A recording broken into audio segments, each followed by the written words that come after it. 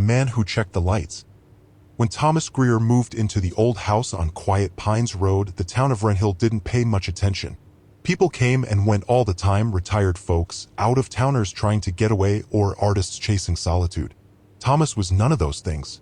He was a maintenance worker, 47, recently divorced. Kind if quiet.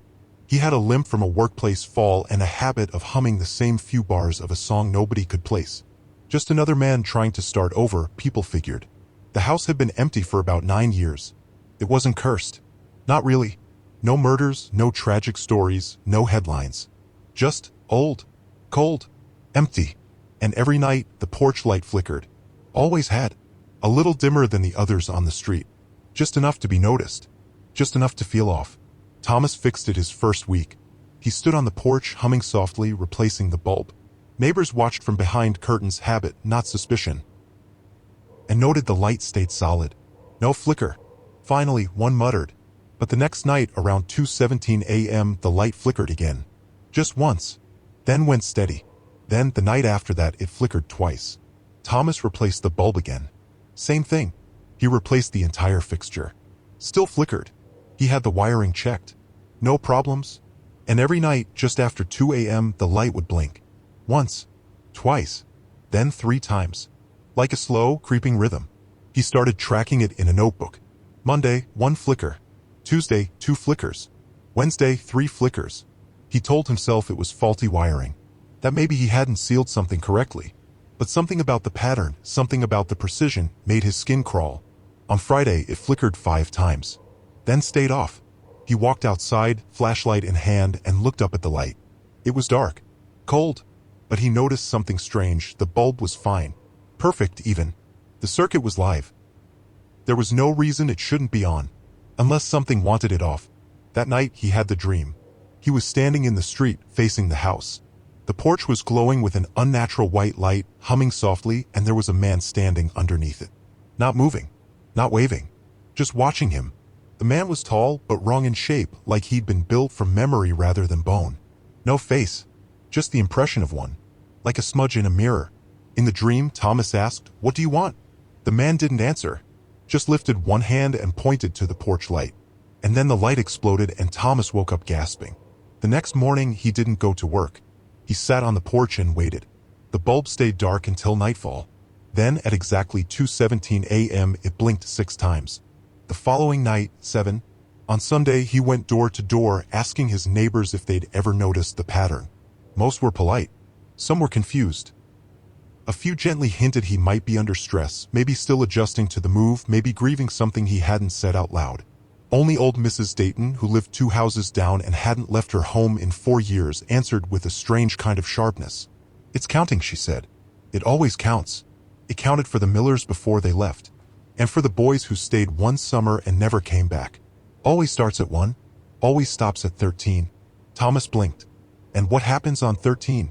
She closed her door without answering. On the 12th night, the light flickered 12 times. Thomas didn't sleep. He watched the bulb pulse, slow and deliberate like a heartbeat. He had unplugged the wiring, cut the power to the porch, but it still lit up. By then, he wasn't humming anymore. His notebook was full of sketches.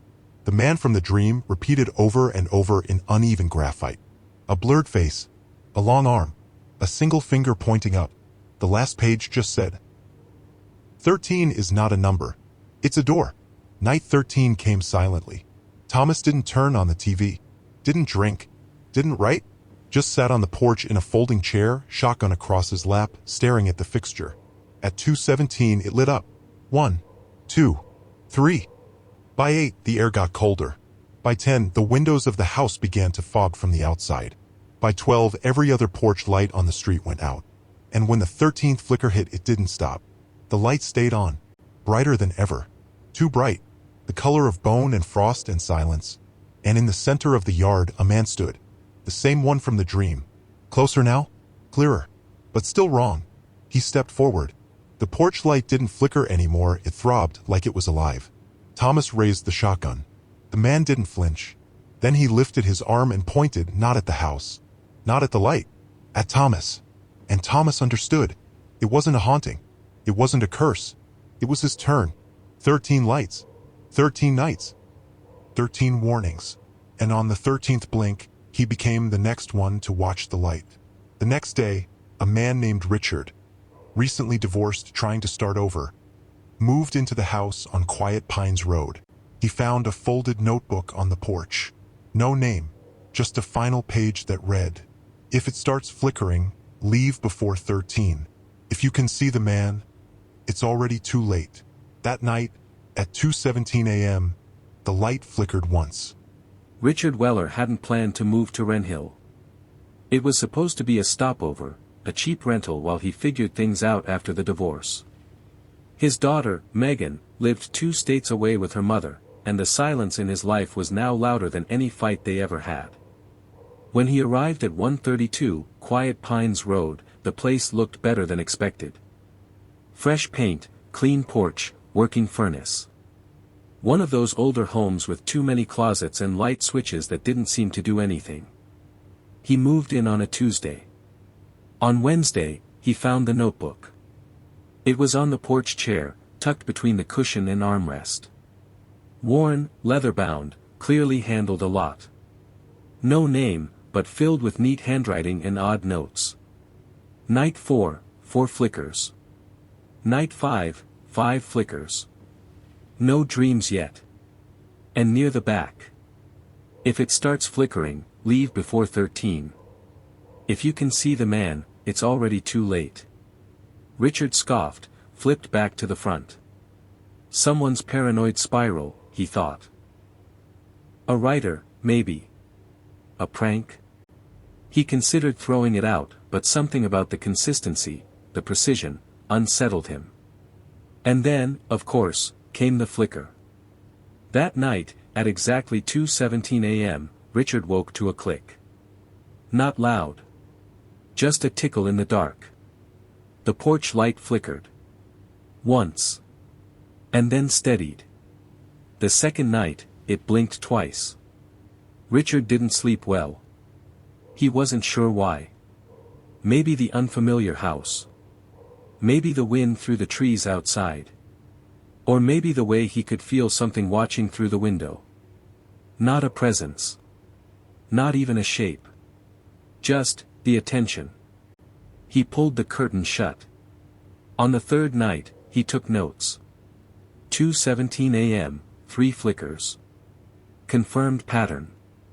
No dreams yet. No figures. He laughed as he wrote it. But not because it was funny. The kind of laugh people give at funerals, just to feel like something is still normal. He found himself rereading the notebook from the porch. The previous tenant, Thomas, based on a discarded envelope he later found, had documented everything. And then, scribbled in frantic handwriting on page 19. It isn't the light. The light is the countdown. The man is what happens after. Richard read that line 5 times. By the 6th night, the silence had grown heavy. It pressed in around the edges of the house, like fog made of memory. He began seeing things out of the corner of his eye, shadows on walls that didn't match furniture, something long standing just beyond the porch before slipping into the trees. No footprints in the frost. No evidence. Just the feeling of something not waiting, but watching. And always, the flickers. He asked around. No one in the neighborhood mentioned Thomas. Just muttered things like, "Oh, that house again," or "People never stay long, do they?" and "Some houses just have bad dreams," is all. Only one woman, older and wrapped in layers like armor, leaned in and said, "You still on the low numbers?" "What?" "The light," she whispered. "How many flickers?" 7, he admitted. Her eyes clouded. "Then you have 6 nights left." "Maybe." Night 8 was the first time he saw the man. Richard had sat in the living room with the lights off, determined to catch whatever it was. At 2:17, the porch light blinked 8 times, then flared. Through the window, he saw him. Not a shadow. Not a hallucination. A man-shaped thing. 7 feet tall, rail-thin. Not dressed in anything, not naked either. Just, shaped like a man made of soot and static. His head tilted slowly, like a curious bird. No face, just smudges, like someone had tried to erase it and gave up halfway. And then the man pointed. Just one long finger. At him. Richard screamed, stumbled backward. When he looked again, the figure was gone. But the porch light stayed on. The next few nights blurred. He didn't sleep. Didn't eat. Just waited. At dusk, he would sit by the window with the shotgun he didn't even know how to use, heart racing, watching the bulb. Night 9, 9 flickers. Night 10. 10 flickers. Night 11, 11 flickers, and now the figure stood closer. Night 12.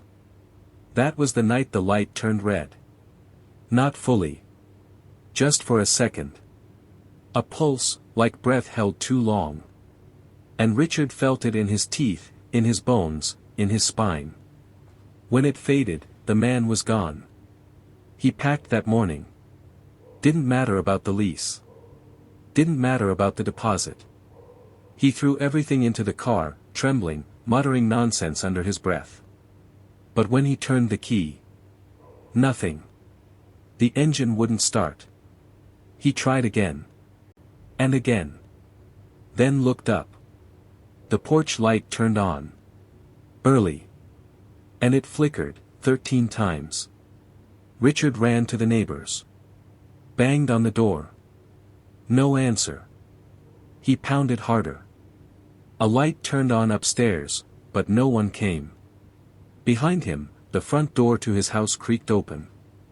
He didn't open it. He didn't have to. He knew who was there. Not the man. Not this time. Something older. Something emptier. And something that had been waiting since before Thomas ever touched the first bulb. The last thing Richard wrote, scrawled on the back cover of the notebook, was found 3 weeks later by a realtor checking the property. It's not the flickers. It's the space between them. That's where he lives.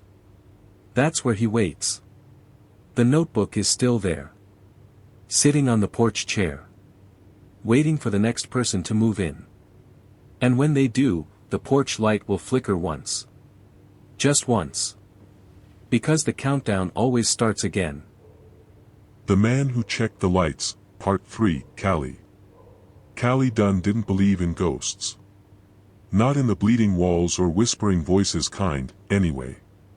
She believed in trauma. In places that held on to pain like moisture in drywall. She was a doctoral candidate in environmental psychology, studying how architecture and space can affect the human mind. And she had been watching the house on Quiet Pines Road for years. She'd read the online forums. Dug into property records. Noted how often it turned over, how rarely tenants stayed longer than a month. How it was always rented, never sold. And how the flickering porch light was always described, if at all, as a strange little thing. When it went vacant again after Richard Weller's disappearance, she moved fast. She didn't tell the property manager her real reason. Just said she needed quiet. That she loved old homes with character. She moved in with nothing but a sleeping bag, a notebook, her laptop, and 7 motion sensor cameras. The first thing she did was unscrew the porch bulb. 2 hours later, it turned back on. Still flickering. Night 1, 1 flicker. She logged everything. Video. Audio. Light patterns. EMF readings. Even air pressure. The flickers always happened at exactly 2:17 a.m. She recorded it. Measured it. Tried to manipulate it. The light always flickered according to the count. On night 4, she stood under it during the flickers. Nothing happened. She even taunted it. Come on. I'm here. Who are you? What are you? She wasn't afraid. She thought fear was the trigger. Something about emotional response. like a haunting that fed on belief. She was wrong. On night 6, she saw a man standing in the yard. At first, she thought it was a neighbor. Someone passing through. But when she stepped outside, the man didn't move. Didn't acknowledge her. He was tall. Featureless. Smudged around the edges, like a memory left in the sun too long. She blinked. And he was gone. But the porch light still blinked. 6 times. No more. No less. Callie checked the footage. Nothing. No figure. No silhouette. Not even a shadow. But her face, on camera, tilted slightly during the 6th flicker. As if someone whispered into her ear. On night 7, she tried staying in the attic. She wanted distance from the light. Wanted to see if proximity mattered. At 2:17 a.m., she felt the air shift. Like something large was pressing in around the house. Downstairs, the cameras blinked and died all at once. The footage from before showed something strange. During the 7th flicker, the light didn't illuminate the porch. It illuminated the inside of the house. From within the bulb. Like something was watching from the other side of the glass. On night 8, she found the notebook. Under a floorboard in the hallway, right where the boards creaked worst. Its pages were warped with time, covered in 2 different handwritings, Richard's frantic blocky scrawl, and someone neater, almost compulsively tidy, Thomas. She read every page. When she got to the last one, something clicked. 13 is not a number. It's a door. Callie had seen enough cycles in horror stories to know the rules. 13 nights. Each flicker a knock. On the 13th knock, something answers. But what if she opened the door before 13? What if she let it in on her terms? Night 9. She unscrewed the bulb completely. Held it in her hand as the hour approached. At 2:17, the bulb lit up in her palm. No wires. No socket. No heat. It just glowed. 9 flickers. And then, for the first time, it spoke. Not aloud. Not in sound. But in her bones. You are not afraid. You are not ready. You are not real. She dropped the bulb. It didn't break. And when she picked it up again, it was cold. On night 10, the porch light stayed off. Callie waited. Camera pointed at the porch. At 2:17, the footage glitched for exactly 10 seconds. When it returned, the front door was open. She hadn't moved. But she was no longer alone. Footsteps in the dust. A handprint on the glass. An impression in the living room chair, like someone had been sitting there for years. Night 11. She set out salt lines. Mirrors. EMF trip wires. Every trick she'd ever read. None of it mattered. At 2:17, the porch light blinked once. Then twice. Then 11 times in rapid succession. And Callie felt her own reflection looking back at her with someone else's smile. She recorded a message on her laptop. If you find this, don't try to understand it. Don't research it. Don't stay. The house doesn't care if you believe. It doesn't want fear. It wants presence.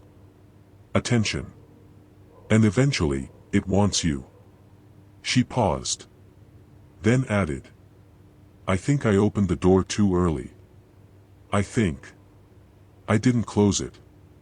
Night 12. There were no flickers. No light. Just a steady glow that lit up the entire street. Every porch. Every home. People came to their windows. Confused. Drawn.